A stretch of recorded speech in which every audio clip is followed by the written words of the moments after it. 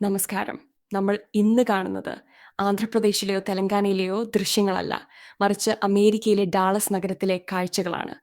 പോണാലു, ബതുക്കമ്മ, സംക്രാന്തി, ഉഗാദി തുടങ്ങിയ തെലുങ്ക് ആഘോഷങ്ങൾ ഇന്ന് അമേരിക്കയിൽ വളരെ വിപുലമായി ആഘോഷിക്കപ്പെടുന്നു.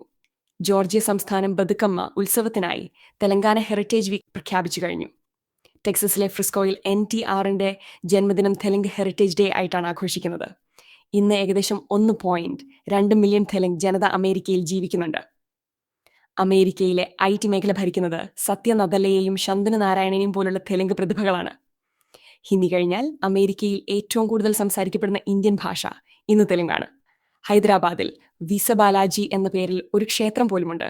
അവിടെ ആളുകൾ പോകുന്നത് US വിസ ലഭിക്കാൻ വേണ്ടിയാണ്. എങ്ങനെയാണ് ഒരു ജനത മുഴുവൻ അമേരിക്ക എന്ന സ്വപ്നത്തിന് പിന്നാലെ ഇത്രയധികം സഞ്ചരിച്ചത്? നമുക്ക് പരിശോധിക്കാം. Y2K പ്രതിസന്ധിയും തെലുങ്ക് IT വിപ്ലവവും ഇതൊക്കെ തുടങ്ങിയത് 1990കളിലെ Y2K എന്നറിയപ്പെടുന്ന കമ്പ്യൂട്ടർ പ്രതിസന്ധിയിൽ നിന്നാണ്. വർഷം 2000 ആകുമ്പോൾ ലോകമെമ്പാടുമുള്ള കമ്പ്യൂട്ടർ സിസ്റ്റങ്ങൾ തകരാറിലാകുമെന്ന് ഭയന്ന കാലം.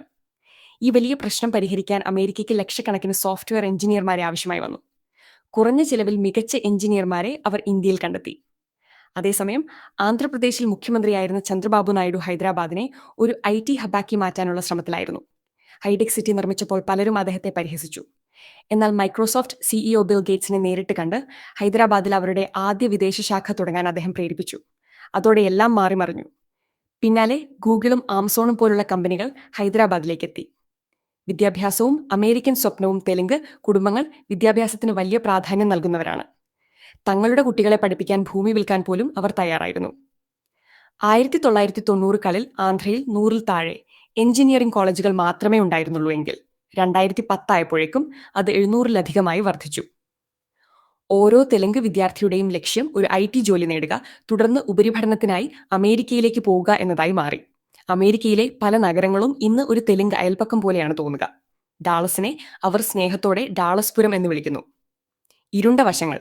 എന്നാൽ ഈ അമേരിക്കൻ സ്വപ്നത്തിന് ചില കറുത്ത വശങ്ങളുമുണ്ട്.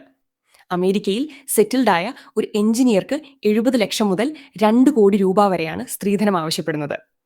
ഇത് പലപ്പോഴും കുടുംബങ്ങളിൽ വലിയ സമ്മർദ്ദം ഉണ്ടാക്കുന്നു. മറ്റൊരു വലിയ അപകടം വ്യാജ വിസകളും സർവകലാശാലകളുമാണ്. എങ്ങനെയെങ്കിലും അമേരിക്കയിൽ എത്തണമെന്ന വാശിയിൽ പലരും ചതിക്കുഴികളിൽ വീഴുന്നു.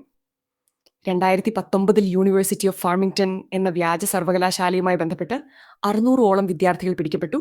അതിൽ ഭൂരിഭാഗവും തെലുങ്ക് സംസാരിക്കുന്നവരായിരുന്നു.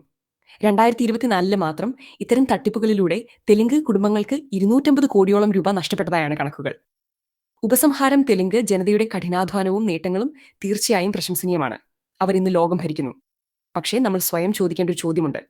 നമ്മൾ ഈ പാത തിരഞ്ഞെടുക്കുന്നത് സ്വന്തം ഇഷ്ടപ്രകാരമാണോ, അതോ സമൂഹത്തിന്റെയും വീട്ടുകാരുടെയും നിർബന്ധം കൊണ്ടാണോ?